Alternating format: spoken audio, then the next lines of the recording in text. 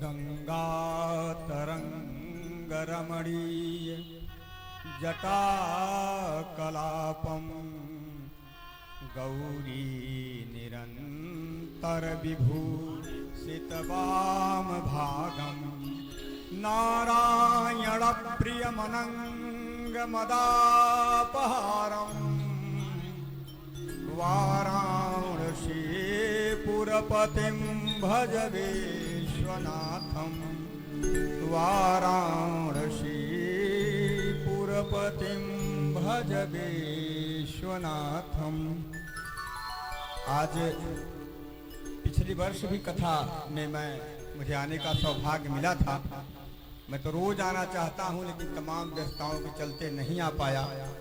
आज व्यास पीठ पर विराजमान देवांश शास्त्री जी महाराज, मैं तो अक्सर YouTube पे और इनको मैं सुना करता हूँ सब जगहों पे।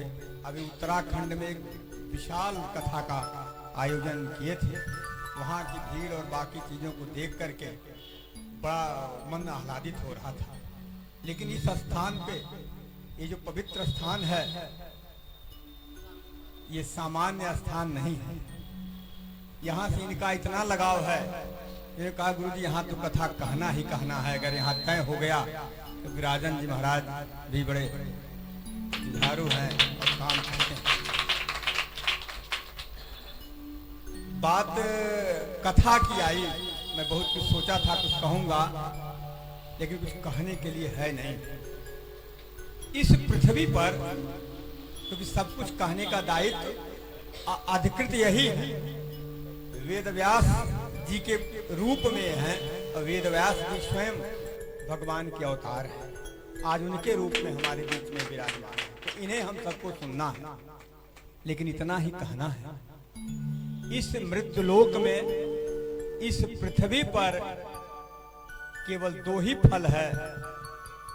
वह है अपने बड़ों का, बुजुर्गों का आशीर्वाद, दूसरा ये कथा का रसपान, जिसे हम सत्संग कहते हैं।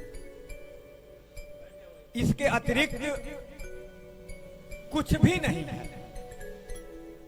जो भी कुछ हम तलाशते हैं, खोजते हैं, प्रयत्न करते हैं, वो सब एक भ्रम है। क्योंकि सत्संग से बड़ा कुछ है नहीं। क्योंकि कौन सी बात यहाँ की व्यक्ति की दिशा और दशा बदल दे, ये कोई स्वयं पार ब्रह्म भी नहीं जानते। उन्हें भी नहीं पता इस बात का ज्ञान। कब आपकी बात लग जाए, आपके दिमाग में लग जाए, आपका तार उनसे जुड़ जाए और आप जो चाहे वो करने में सक्षम हो जाए। हम सुंदरकांड के पाठ का आयोजन करते हैं। सुंदरकांड में सत्संग की बड़ी अच्छी व्याख्या गोस्वामी जी ने कहा है। तात स्वर्ग अपवर्ग सुख धैर्य तुला एक अंग तूल न ताल सकल मिली जो सुख लव सत्संग। मतलब तीनों लोक का सौंदर्य, सुख, वैभव, धन, संपत्ति तराजू के एक पलड़े पे रख दे और एक पल का सत्संग दूसरे पलड़े पे रख दे, तो भी वह एक पलड़े का सत्संग भारी है। क्यों? क्योंकि वो भारी जो सत्संग है, वह सीधे ईश्वर को जोड़ने का काम करता है। याद करें, कथा अक्सर सुनते हैं हम।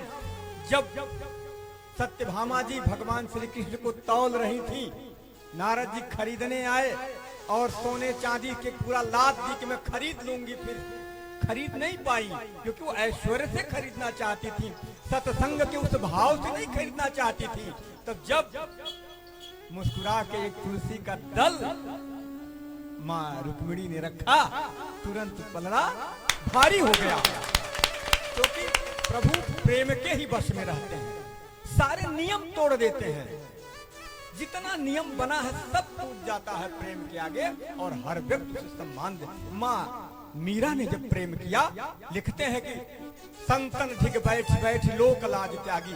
कितने बड़े परिवार की, राणा परिवार की थी, लेकिन संतों के बीच में जो सत्संग में बैठना की तो आज वो पूज्य हो गई, वो राधा की बराबरी करती हैं, ये माँ राधा की बराबरी करती हैं।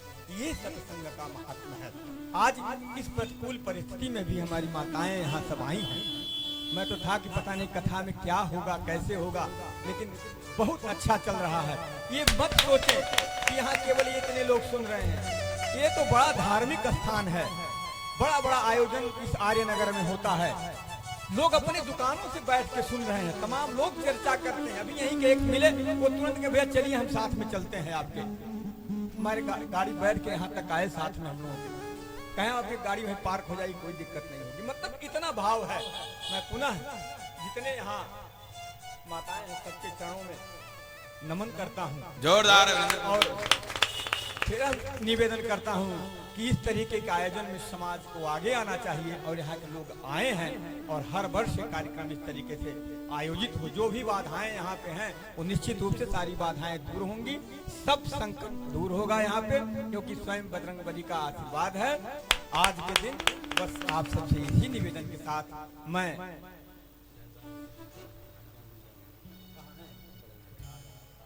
हमारे बगल में आदरणीय गुरु जी हरिद्वार शुक्ल जी, एक बार जोरदार ताली की